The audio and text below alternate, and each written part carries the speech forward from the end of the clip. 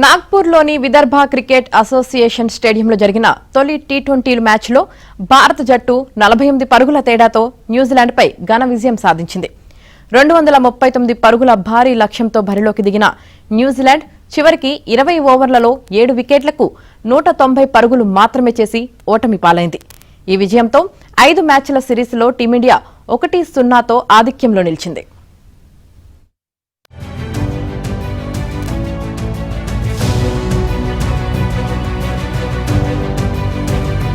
న్యూజిలాండ్పై ఘన విజయం సాధించింది.